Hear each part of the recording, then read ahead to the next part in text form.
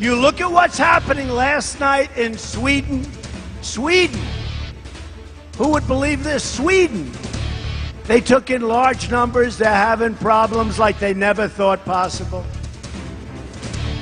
President Trump there in front of 9,000 of his supporters at his campaign rally in Florida appeared to cite an incident that it's still trying to be determined if it even happened. Well, the president was apparently there arguing a link between violence or terrorism and refugees around the world when he referenced something that happened Friday. He said last night, it was on Saturday, so it happened Friday in Sweden, but there's no clear indication of what he was talking about. The president's claim got the attention of Sweden's former prime minister, called Bildt, who tweeted this: Sweden?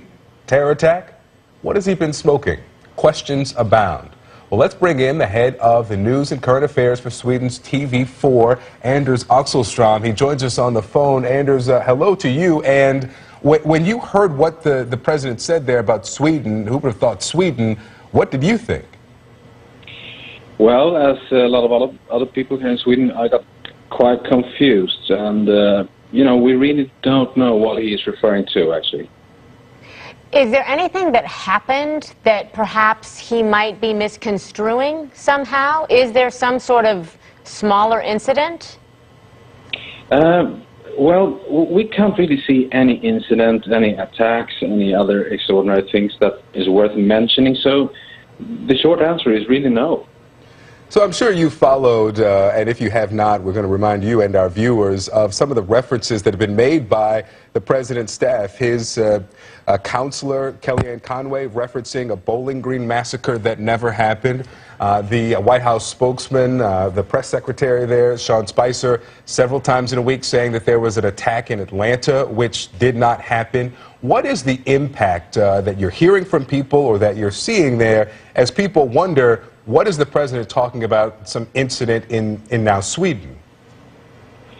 Well, actually, due to this confusion, I mean, a lot of people are making jokes about this. You can go into the social media, and you can see under the hashtag last night in Sweden a lot of jokes about this, because I don't think people really, understand what the president is referring to. So there's a big confusion.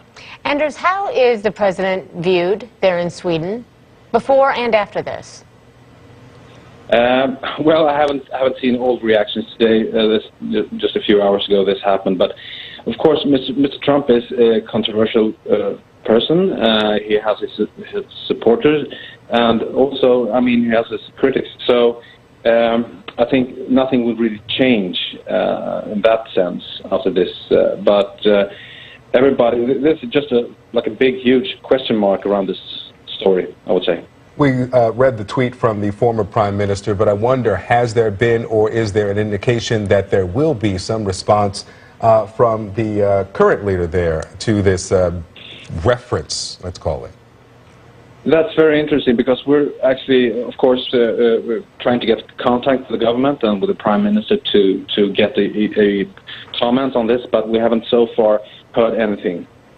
Okay. All right. Anders Axelström, thanks so much for being with us to try to understand what the president was talking about there and this reference to something in Sweden. Anders Axelström, the head of news and current affairs for Sweden's TV4. Appreciate it. Thank you. Thank you.